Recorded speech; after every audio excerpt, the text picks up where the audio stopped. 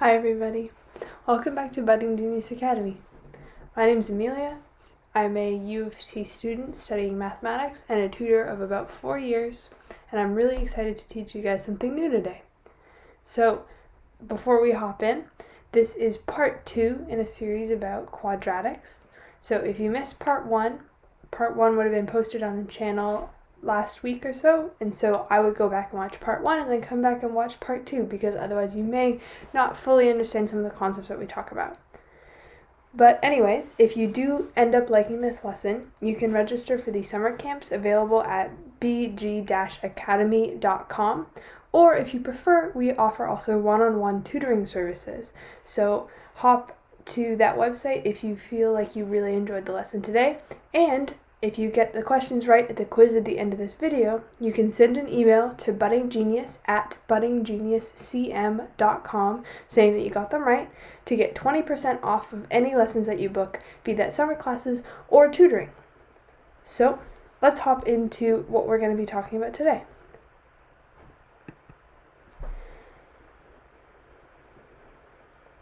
Okay, last week we talked about how to convert between standard and factored form, and this week we're going to be talking about how to convert between standard and vertex forms. So, as a review, we did already talk about this, so I'm not going to talk about it at length. If you missed the first week's video, go back and watch that. We talk a lot longer about what is standard form of a quadratic. But just as a quick review, standard form follows this form right here, where you have your x's which decrease in their power as you go down, and they have a series of coefficients on every x. And then you have it set equal to a y in order to provide an equation like that. So we talked a little bit about that last week. Here are some alternatives as well that are also valid forms. For example, this form right here looks like it does not have a coefficient, but because the coefficients are being multiplied to the x's, you can consider this a coefficient of 1. So this would be this exact form where a equals 1. So this is a very valid way of writing standard form, and this is the one that we're most commonly going to use for simplicity's sake, because it's a lot easier to factor, and it's also a lot easier to take the vertex form from something that does not have the coefficient in front of the x. And this is another perfectly valid form of standard form. In this case, there is still a bx variable.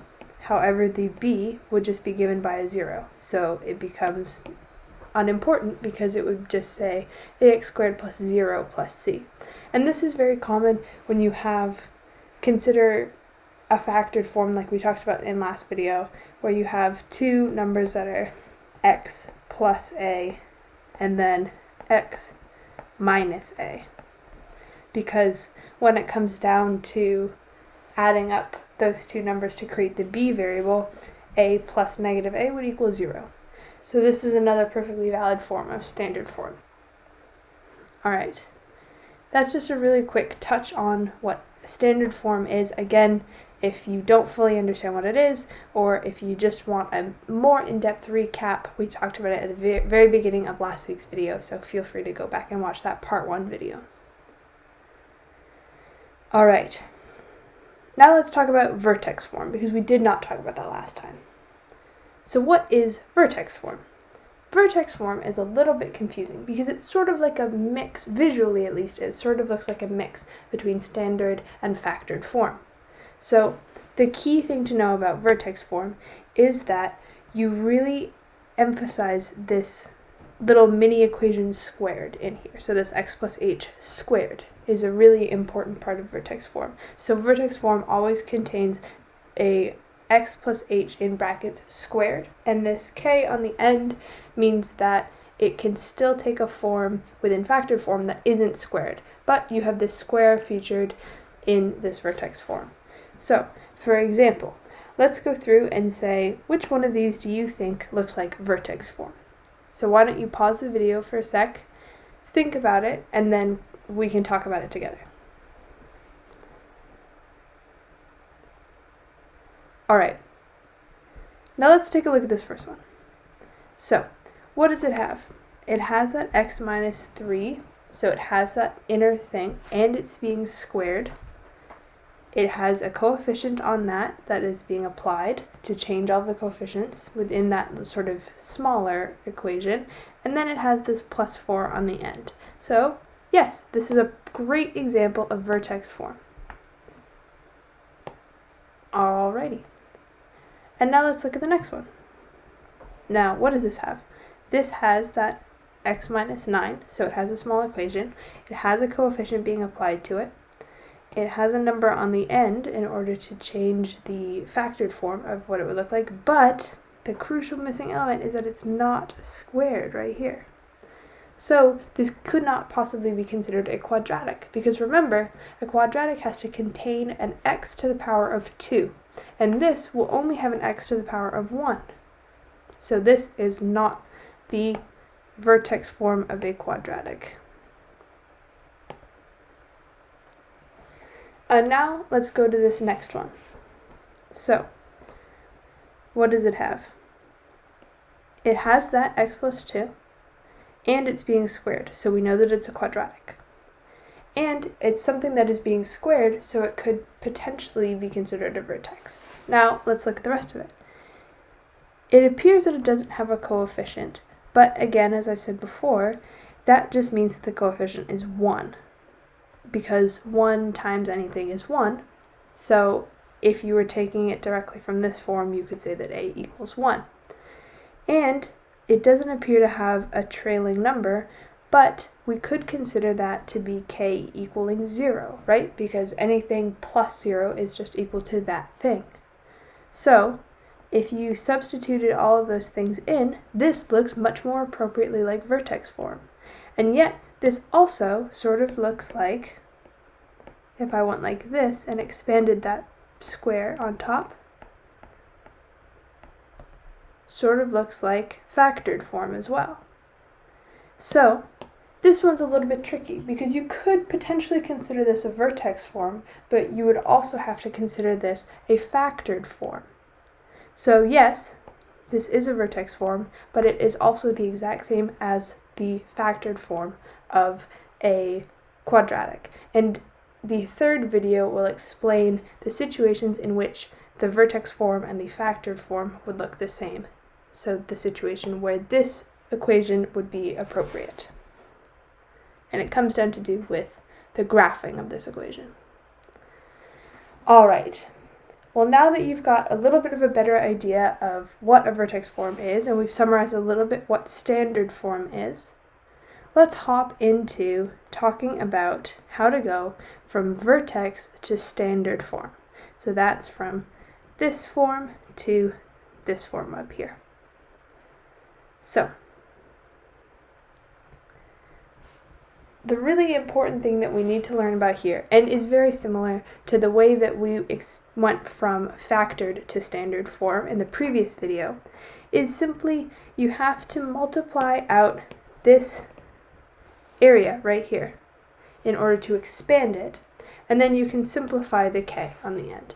So an easy way to do that is to, as I did up here in this question right here, sorry, let me move it so you can see that, as I did in this question right here, to take that square on top and just expand it out so it looks like that.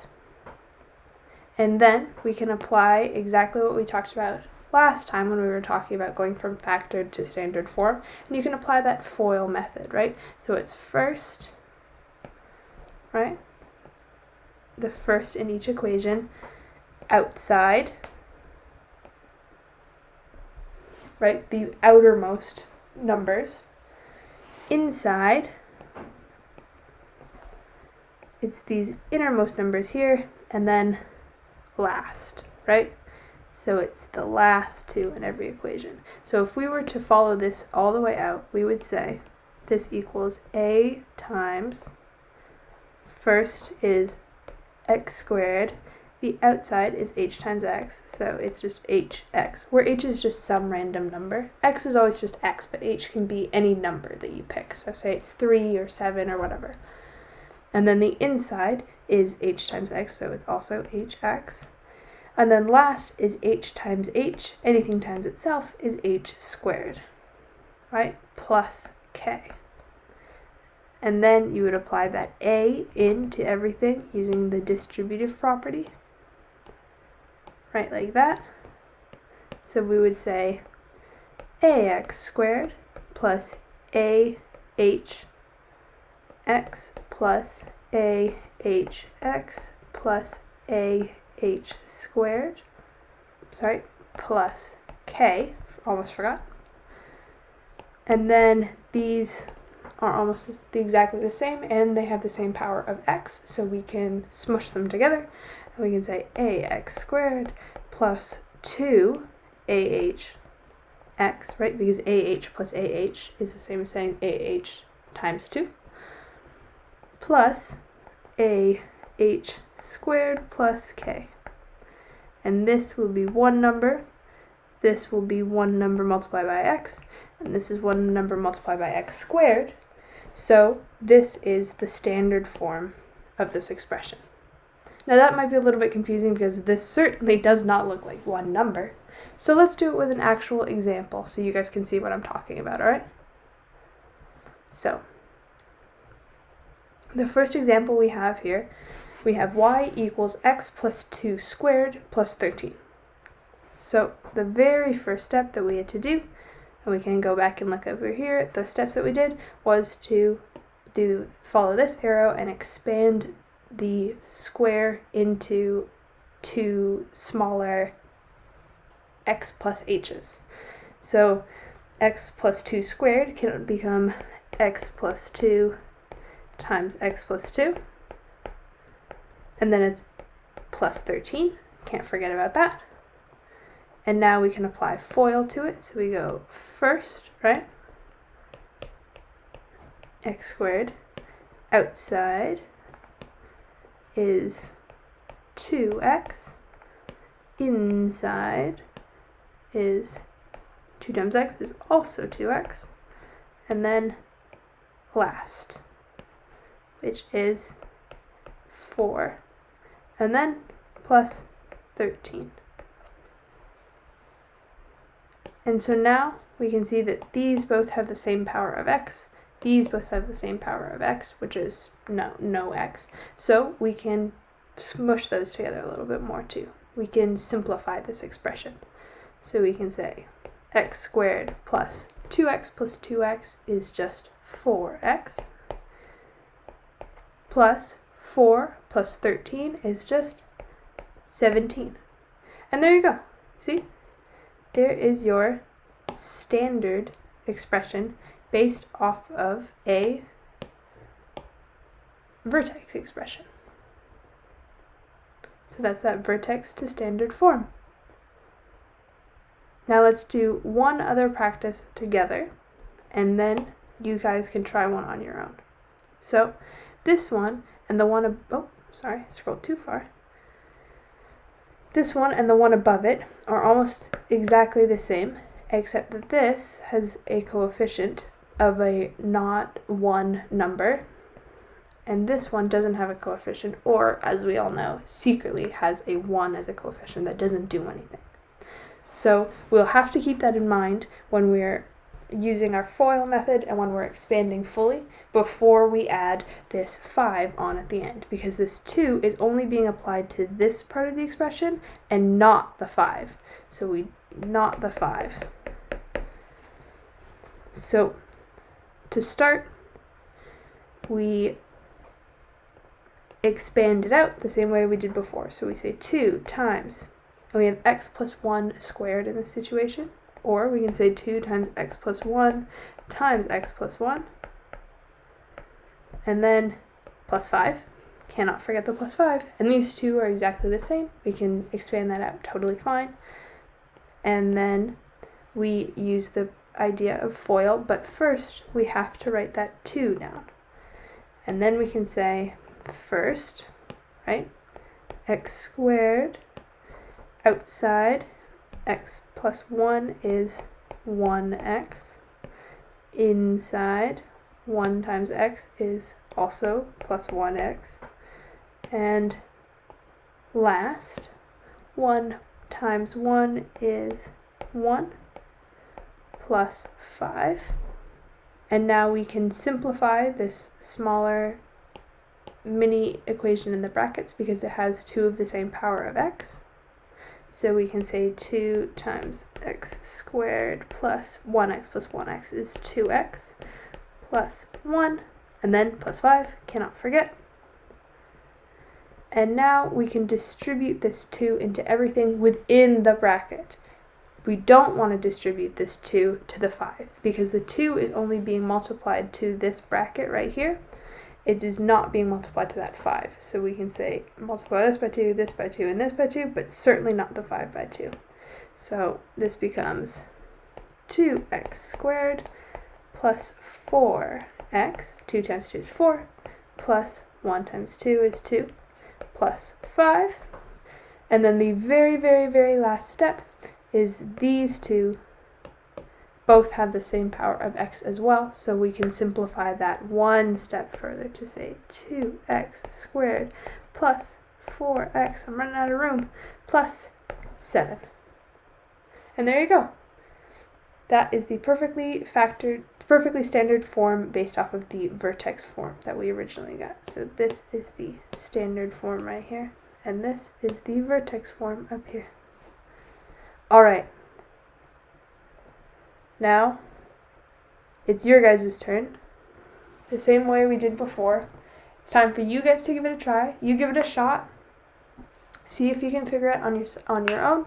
So why don't you pause the video and then give it a shot on your own, and then we'll come back all together and we can take it up together and you can see if you got it right. This is just a practice. Alright? Ready? Pause it.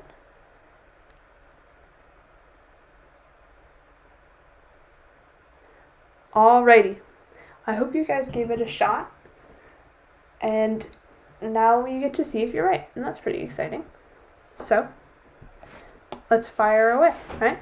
I hope you guys can see now what the first step is. So, the first step, of course, is to expand this little part right here, right? So, we can do that. We've been doing it plenty of times. Keep that 3 on the outside. Don't apply it in just yet because that'll make life a little bit more difficult for us. And then we can say x plus 3 squared becomes x plus 3 times x plus 3. And then plus 1. Can't forget the plus 1. So now, next step. Of course, I'm sure you guys are all yelling it at your computer screens right now. Y'all are experts. We can write down that 3, right? Because we want to multiply just these inner two terms first. We want to deal with this part first, ignore the 3, and so we apply that FOIL method that we all know and love. So we go first, x squared, right? X times x. Outside, x times 3, 3x. Inside, x times 3, also 3x. And last, 3 times 3, 3 squared, 9. Then also plus 1. And then we can simplify this expression a little bit because we have the same power of x in both of these areas. So we say 3 times x squared plus 3x plus 3x is 6x plus 9, and then plus 1, don't forget it. And then the next step is we got this 3 right here. We can distribute it into all of these numbers, but don't distribute it into the 1 because the 1 is not being multiplied by 3. So we distribute the 3 in. We can say 3x squared plus 6 times 3, 18x, plus 9 times 3, 27, plus 1, and then we're almost done. And the very, very last step is this and this have the same power of x, so we can add them together. We can make this a little bit more simple, and we can say 3x squared plus 18x plus 27 plus 1, 28. And there you go. That's your very last standard form based off of the vertex form. that we had up here. So I hope you guys got that as an answer, and if you didn't, that's alright too. I hope you guys now see why we have that as an answer. Alrighty. Now let's move on to the slightly more tricky version. It's the standard to vertex form, but I'm sure you guys are going to be able to get it. I have faith in you, so let's get right to it. So we have two perfectly acceptable versions of standard form, right? These two are almost exactly the same. But this one right here is a little bit special. So why don't we factor it, and I'll show you exactly what we mean. So if I have it in just two basic terms, we know based off of the first video that when we're going from standard to factored form, we have to find two numbers that multiply to this number and add up to this number right here. So two numbers that multiply to b squared and add up to 2b. The only ones I can think of are b and b, right? B plus b is 2b, and b times b is b squared. So we can finish this off using that in mind. So we can expand that middle term to say, instead of 2bx, it becomes bx plus bx, right? Perfectly acceptable, plus b squared. And then we see that this and this have an x in common, and this have a b in common, so we can simplify those out a little bit, right? X plus b, and then plus b, x plus b, and then the very last step, factor out that x plus b times x plus b, right? So that's that factoring, or more specifically, we can say x plus b squared. And that is how you find this little smaller x plus b to the power of 2. So that's the sort of method that we're going to want to apply when we do it to a much more general standard form. So in this case, it may not work out so well, right? Because this c does not necessarily equal b squared, right? But if it did, we can get this nice x plus b squared. So what we can do instead is we can say we want to change this expression to be y equals x squared plus 2bx plus b squared, because that's what we want, plus d, right? Where this part right here equals c. So b squared plus d equals c. Or d equals c minus b squared. D is the difference between c and b squared. So d is also just some number. And now, let me erase this so you guys can get a better view. And now we can do what we did in the previous step over here. So we can now just say that y equals, I'm going to skip a step so you guys can see, because we have this expression right here, which was the same as the other one. Y equals x plus b squared, but then we still have this leftover part right here, plus d.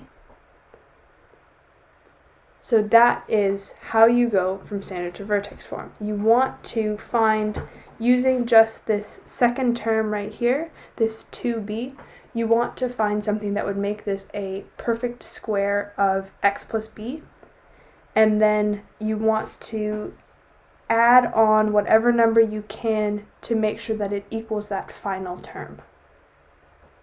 So if you guys are a little bit confused, don't worry. We're going to go through one of these on our own together, and then you can try one on your own. Alright, so this is example 1. Y equals x squared plus 12x plus 40. So before you start thinking, an n and an m that add up to 12 and multiply to 40 or anything like that, don't worry about that right away. We are trying to figure out how we can get a square of this x plus b squared in this statement, right? So when we look up here and we were finding x plus b squared, the way that we found it was there was a 2b here. So if 12 equals 2b, then what does b equal? Right? Then b equals 6, right? 12 divided by 2. So if b equals 6, and that is what we're trying to find within this expression, we're trying to find then x plus 6 squared, right? And then whatever, add some other number on the end, then we have to follow what this expression looks like. So we have to find what would make this an exact perfect square. And we can go back and look up, and we can say the last term was b squared. So if b equals 6 in this case, then the last term has to be 6 squared, or 36. So that might be a little bit confusing, but I think if you guys see, just stick with me and I think you guys will understand what I'm saying. So if we rewrite this expression to say x squared plus 12x, or our 2b, 2 times 6, plus 6 squared, right? B squared, 6 squared, which is 36.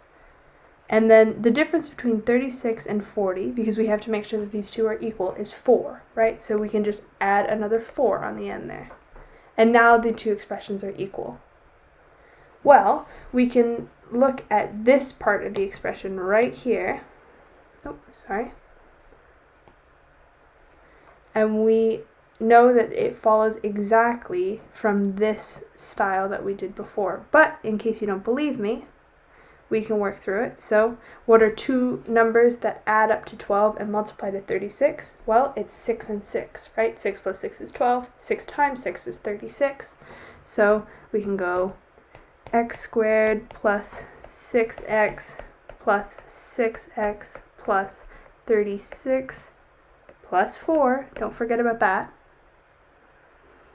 And then now we can take an x out of here and here. We can take a 6 out of here and here. So we say x times x plus 6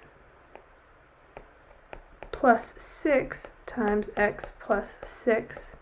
And then we still got that plus 4. And now we can factor x plus 6 out of the first two terms, right? So we say x plus 6. And then what's left, if you factor just out of those first two terms, is an x and a plus 6. So we have x plus 6, and then plus 4. Don't forget it. Or, as we can rewrite this, because x plus 6 times x plus 6 is just x plus 6 squared plus 4. And there you have it. See? That is a perfect vertex form. It looks exactly like the form that we have right here, right? If D was 4 and B was 6, these two are exactly the same. This one and this right here. So there you go. That is how you go from standard to vertex form. You're undoing what we did previously. So you're undoing all of this. You're not adding this one at the beginning. The very first step is to do that split, right? So you have to find what you can split the original number with so that the first three terms make up a perfect square. Okay. So let's see if you guys can give it a try. I'm sure you can. Just think about it, and then we'll come back together and we can go over it together. But give it a shot on your own, see if you can get the answer, and then we'll see all together. Ready? Pause the video, give it a shot. Okay, well, the first thing that we want to do is figure out how we're going to split this 5, right? So, in order to split the 5, we want to figure out what the first three terms can possibly be that would make this plus whatever you split the 5 into a perfect square. So we need to find that b. So if this second term right here, we have 4x, and that is our 2b term. Then 4 equaling 2b means just that 2 equals b, right? So the perfect square that we're looking for is x plus 2 squared. So maybe you guys can do it in your head, or maybe you can write it out quickly. What does x plus 2 squared look like, right? If you have x plus 2 squared, we have that first, here, alright, x plus 2 times x plus 2, so you guys can see. We have that first, outside, inside, last, right? So this is just going to become first is x squared, outside is 2x, inside is 2x, last is 4. So we have x squared plus 4x plus 4. So that equals x plus 2 squared. And that's what we're trying to get to. But we are almost there, except that this last term is a little bit wrong, right? We have a 4 here and we have a 5 here. So how can we make it that we can get this x plus 2 squared? Well, we can split the 5. So we can say we would way prefer for this to say x squared plus 4x plus 4. But in order to make these two statements exactly the same, we'll add a plus 1 on the end to make that 5, right? Because 5 equals 4 plus 1. And now we can treat it as we did earlier. So we know that this is what we're looking for. We know that this is the b. We know that two numbers that add up to 4 and multiply to 4 are 2, right? 2 plus 2 is 4. 2 times 2 is 4. So we can split this into 2x and 2x, right? The same way we've been doing this whole video and the video beforehand. And then we can say plus 4, and then that plus 1. Cannot forget that plus 1. And now we can see that these two terms have an x in common, and these two terms have a 4 in common. So we can take them out of those terms. So we can say x plus 2, right? That's what's left over when you take an x out of both of those terms. Plus, we can take a 2 out of 2x, leave an x, and a 2 out of 4 leaves a 2.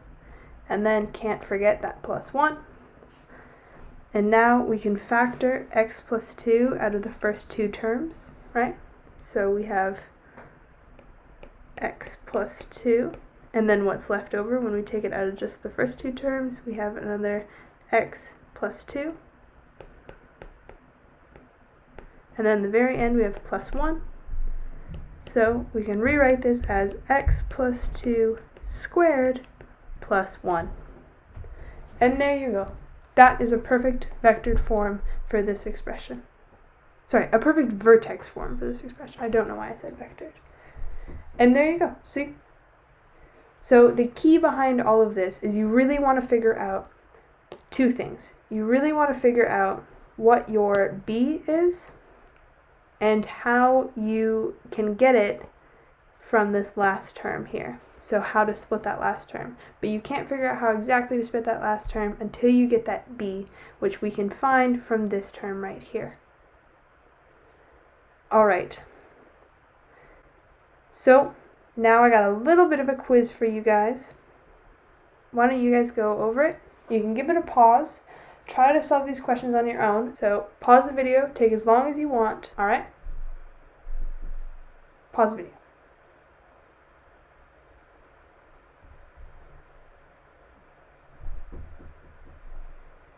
Alright. Well, thank you very much for listening, guys. It was a really great class.